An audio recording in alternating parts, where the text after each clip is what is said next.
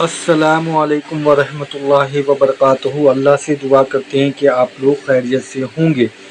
تو اس ویڈیو کو آپ لوگ ضرور دیکھیں، کیونکہ اس ویڈیو میں جو ہے ایک باپ اپنے اولاد کے لیے کتنا پریشان ہے، اور انہوں نے علی مرزا سے کچھ اپنے اولاد اور اپنی شریک حیات وائف کے لیے جو ہے کچھ باتیں پوچھی ہیں، اور دیکھیے کہ یہ کیا معاملہ ہے اور کس طریقے سے یہ اتنا پریشان ہو رہے ہیں۔ جو علی مرزا سے ان کو سوال کرنے کی ضرورت پڑی، اور یہ جو ہے ان کے اولاد کے لیے کہاں تک جو ہے معاملہ آسان ہوگا، اور ایک باپ کو جو ہے کتنی راحت ملے گی اس ویڈیو کو سن کر اور دیکھ کر۔ تو نان مسلم کنٹری میں اولاد کی تربیت کیسے کریں، یہ بہت ضروری ہے، اور ہم اللہ سے یہی دعا کریں کہ ہر باپ کو جو بھی اولاد ہو وہ اولاد ایسی ہو جو ماں باپ کا فرما بردار ہو، اور اللہ کے رسول کے بتائے ہوئے راستے پر چلے، اور نماز قرآن کا پابند ہو، اور اللہ ہم سب کو ایمان پر خاتمہ نصیب کرے۔ آمین ثم آمین۔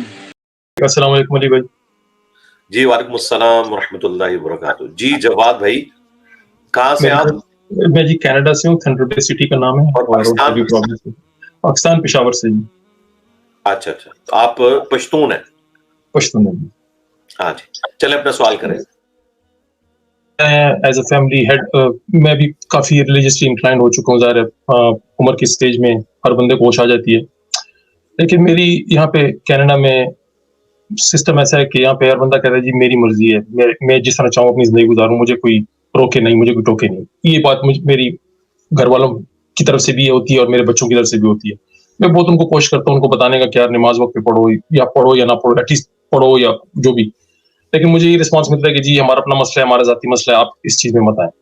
تو میں نے بیسیکلی کہنا چھوڑ دیا، لیکن مجھے ہر وقت جب بھی میں خود نماز پڑھتا ہوں مجھے گلٹ ہوتی ہے کہ یار میرے گھر میں میری وائف نماز مس کرتی ہے، کبھی پڑھتی کبھی نہیں پڑھتی، بچے میرے وہ اسی طرح کرتے ہیں۔ تو مجھے جو ایز اے گھر کا سربراہ جو مجھ سے قیامت کے دن پوچھا جائے گا، مجھے گلٹ ہے کہ یار میں اس کے لیے کیا کروں، یا میں اس کے لیے کیا کروں۔ بچوں کی عمریں کتنی ہیں؟ بڑی بچی 24 ایئرس کی ہے، دوسری جو ہے 19 کی ہے، پھر 18 کی ہے، اور جو سب سے چھوٹی ہے وہ 9 ایئرس کی چھوٹی ہے وہ، لیکن 9 ایئرس والی کو تو میں کر سکتا ہوں۔ ہاں، اب میں یہ اگلا سوال میں یہی پوچھنے لگا ہوں، یہ جو 24 تک پہنچی ہے تو وہ 0 سے سٹارٹ ہو گئے 24 تک پہنچی ہے نا، تو جب وہ 5 یا 6 سال کی تھی تو کیا آپ نہیں 8-9 سال کی تھی تو اس وقت اس پہ ایفرٹ پٹ کی تھی؟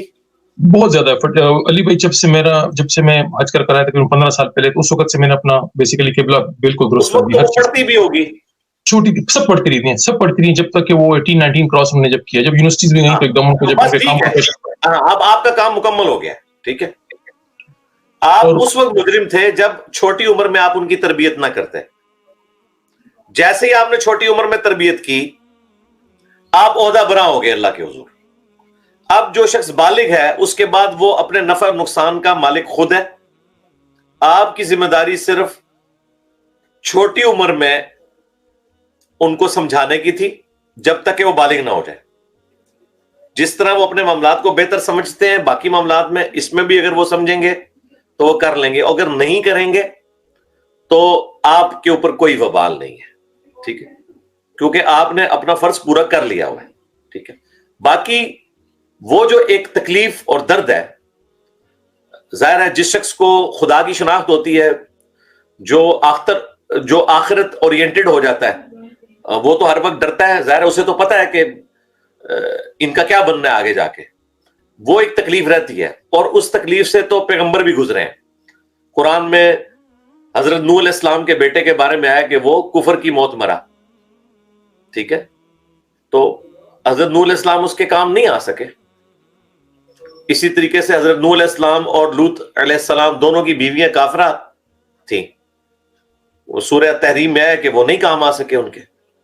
خود ہمارے محبوب صلی اللہ علیہ وآلہ وسلم کا چچا ابو لہب، جو حضور سے محبت بھی بہت کرتا تھا، آپ کی پیدائش کے وقت اس نے اپنی لونڈی وقف کر دی تھی نبی علیہ السلام کو دودھ پلانے کے لیے. سویبہ ان کا نام تھا رضی اللہ تعالی عنہ وسلام اللہ علیہا. وہ مسلمان ہو گئی تھی. تو اس طرح وہ محبت کرتا تھا, لیکن رسول اللہ کا دشمن بھی تھا, حق نہیں قبول کیا. نبی علیہ السلام کی تو کبھی خواہش نہیں تھی کہ وہ کفر کی حالت میں دنیا سے جاتا, لیکن ہوا ایسے. تو ان شارٹ یہ ہے کہ اگر آپ نے بالغ ہونے سے پہلے اپنی طرف سے بات پہنچائی ہے تو آپ بری الذمہ ہیں, بالکل آپ کی کوئی ذمہ داری نہیں ہے. اور اس کے بعد کرٹسی میں جب کبھی وقتاً فوقتاً موقع ملے آپ بات ضرور کر سکتے ہیں. ایمفسائز کرنے کی ضرورت نہیں, گلٹ لینے کی ضرورت نہیں. اور خصوصاً جب انسان غم کی حالت میں ہوتا ہے اس وقت اگر اسے آخرت اورینٹڈ کیا جائے تو زیادہ اس کے لیے فائدہ مند ہوتا ہے. مثلا قریبی رشتہ داروں میں اگر کوئی ڈیتھ ہوتی ہے یا آپ کے جاننے والوں میں کسی کی ڈیتھ ہوتی ہے اور اس کی خبر آپ کے گھر میں آتی ہے تو آپ دیکھتے ہیں کہ اس وقت ایک خاص کیفیت لوگوں پہ طاری ہوتی ہے. تو وہ ایک اچھا موقع ہوتا ہے یہ بات کرنے کا کہ انسان ایک پیار بھرے انداز میں اپنی بات سامنے رکھ لے, بس صرف بات رکھنے تک. باقی یہ سارے سمجھدار ہیں, یہ نہ سمجھیں کہ ان کو سمجھ نہیں ہے نا. آپ بری ذمہ ہیں, کوئی ٹینشن لینے کی ضرورت نہیں ہے. آپ آخرت اورینٹڈ ہوں اور وقتاً فوقتاً جہاں موقع ملے بات کریں. باقی اپنے سر پہ سوار کرنے کی یا اس کی لکیر پیٹنے کی ضرورت کوئی نہیں. جی جواد بھائی دوسرا سوال کر لیں. علی بھائی سوال یہ ہے کہ مجھے تقریباً 30 سال پہلے ایک ٹرانزیکشن ہوئی تھی میری. میں نے ایک بینک سے $US نکلوائے تھے اپنی کاروبار کے سلسلے میں, تو غلطی سے بینک والوں نے مجھے $500 ایکسٹرا دے دیے. مجھے پتہ چل گیا تھا کہ پیسے زیادہ انہوں نے دیے, میں نے پھر بھی غلطی کر لی اور میں نے وہ پیسے رکھ لیے. اس کے بعد میں پھر کینیڈا آ گیا. 25 سال ہو گئے یہاں پہ ہوں. میرا آنا ایک دفعہ صرف پاکستان ہوا, میرا کوئی کانٹیکٹ نہیں ہے پاکستان میں, کوئی تعلق نہیں ہے. بینک اپنی جگہ پہ ہے لیکن وہ بندے موو ہو گئے, وہ سب کچھ چینج ہو گیا. میں نے عمرہ بھی کیا, میں نے حج بھی کیا, میں نے بڑی دفعہ اللہ سے معافی مانگی, لیکن مجھے اندر وہ جو گلٹ ہے نا, اندر کی گلٹ, وہ میری ابھی تک ہے. میں ابھی 2 ہفتے پہلے بھی عمرہ چاہیے نا آپ کو, جی سولوشن چاہیے اس کا, سولوشن چاہیے مجھے. وہ گلٹ ختم نہیں ہو رہی, حالانکہ میں نے بہت دفعہ. آپ یہ جو کہہ رہے ہیں کہ بینک وہاں پہ ہے لیکن بندے جا چکے ہیں, تو بھائی بندوں سے تو نہیں آپ نے لیا نا, آپ نے بینک سے لیا ہوا ہے. بندے تو چینج ہوتے رہتے ہیں, بندے تو ملازم ہوتے ہیں نا, بندوں سے تو فرق نہیں پڑتا نا. اصل چیز تو وہ ادارہ ہے نا, وہ جو بینک ہے وہ اپنی جگہ موجود ہے. لیکن میرا کانٹیکٹ نہیں ہے, میرا ان سے کسی سے کوئی تعلق نہیں. میں بھی میرا پاکستان سے تعلق بالکل ختم ہو گیا. تو اب میں کیا کروں, میں اس کے لیے کیا طریقہ کار کروں کہ میری اپنی گلٹ جو ہے. میں آپ کو ان پرنسپل بتا دیتا ہوں. ان پرنسپل تو یہ ہے کہ آپ اس بینک تک اس رقم کو پہنچائیں کسی طریقے سے, اور ظاہر ہے اسے آپ کو لوکیٹ کرنا پڑے گا. اور اگر آپ کو اس میں تردد ہے, ٹھیک ہے, تو آپ پھر اتنا مال جو ہے نا اس کو چیریٹی میں دے دیں, اپنے استعمال میں نہ لائیں. لیکن وہ آپ نے ڈالرز کی فارم میں ہی دینا ہے. جو اس وقت ڈالرز تھے وہی آج مطلب اتنے ڈالر آپ چیریٹی میں دیں, اور اس میں یہ نیت کریں کہ میں وہ مال جو ہوں وہ اللہ کی راہ میں دے رہا ہوں, کسی یعنی ضرورت مند کو دے دیں. بھلے آپ وہیں پہ دے دیں یا اپنے ملک میں دے دیں, جس طرح بھی ہے. کیونکہ اگر میں آپ کو یہ مشورہ دوں کہ آپ پاکستان میں کسی کو دیں اور وہ بینک کو واپس کرے تو وہ تو کھا جائے گا, سیدھی سی بات ہے. پاکستانیوں کا کوئی ٹریک ریکارڈ اچھا نہیں ہے. تو بہتر یہ ہے کہ آپ اپنے ہاتھوں سے ہی اس کو چیریٹی میں دیں, تو انشاءاللہ آپ کی کمپنسیشن ہو جائے گی. ویسے تو شرعی طور پہ صحیح مسلم میں ہے کہ 1 سال تک آپ نے مالک کو تلاش کرنا ہے, اور اگر مالک نہ ملے تو پھر آپ اگر خود غریب ہیں تو اپنے استعمال میں بھی رکھ سکتے ہیں یا کسی کو دے سکتے ہیں. تو آپ کے کیس میں تو مالک کوئی ایک تو ہے نہیں ہے, ظاہر ہے کہ وہ بینک ہے ایک, ہو سکتا ہے وہ کئی اس کے اندر پارٹنر ہو اس کے, اور وہ پھر بینک بھی یہاں پاکستان میں پرائیویٹ تو بکتے چلے جاتے ہیں. الٹیمیٹلی تو ظاہر ہے یہ بہت پرانی بات آپ کر رہے ہیں. تو ان شارٹ یہ ہے کہ آپ اتنی رقم چیریٹی میں دے دیں, اور اس پہ وہی نیت کریں کہ میں اس کی کمپنسیشن کے لیے وہ دے رہا ہوں, تو انشاءاللہ تعالیٰ یہ آپ کا گناہ معاف ہے. ادروائز اگر آپ یہ ایکٹیویٹی نہیں کریں گے تو آپ کا گلٹ بالکل درست ہے, کیونکہ حقوق العباد کا جو معاملہ ہے نا وہ کعبے میں جانے سے معاف نہیں ہونا, نہ حج کرنے سے معاف ہونا ہے. یہ بالکل کلیئر کٹ ہے. صحیح بخاری میں حدیث ہے کہ جس نے کسی سے کوئی لین دین کا معاملہ کرنا ہے نا اللہ کی مخلوق سے, تو وہ دنیا میں کر لے, آخرت میں اسے نیکیاں دینی پڑ جائیں گی. تو توبہ سے یہ چیزیں معاف نہیں ہوتی ہیں. तौबा से वो गुनाह माफ होंगे जिनका ताल्लुक आपका और आपके रब के साथ है। जो हुकूकुल इबाद से मुतल्लिक चीजें हैं वो चीजें आपने उन्हीं लोगों से माफ करवानी होगी। और जिस तरह का आपका कैटास्ट्रॉफिक कंडीशन एक बन गई है, इस तरह के केसेस में अगर आपने किसी इंडिविजुअल से लिया होता और वो फौत हो गया होता और आप उसका कोई अता पता ना होता, तो फिर मैं आपसे कहता कि आप चैरिटी में दें और इसकी नीयत ये करें कि उस शख्स को इसका सवाब मिले। ठीक है, इसमें भी आप चैरिटी में दें और आप ये नीयत करें कि उस बैंक का जो ऑनर है उसको इसका सवाब मिले।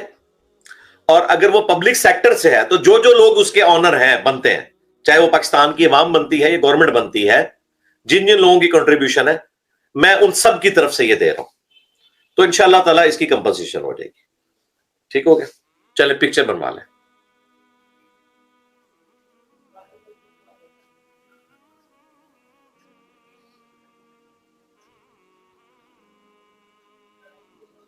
जज़ाकल्लाह खैर, फी मान अल्लाह। जी जी जी, माइक ऑन करें, माइक ऑन करें, कुछ कह रहे होते हैं। जी जी, क्या कह रहे हैं? करने में अभी 2 हफ्ते पहले मैं उम्रा करके वापस आया और मैंने खाना काबा में खड़े होकर आपके लिए और आपकी इस दावत के लिए और आपकी फैमिली और बच्चों के लिए मैंने हाथ उठा के दुआ की है।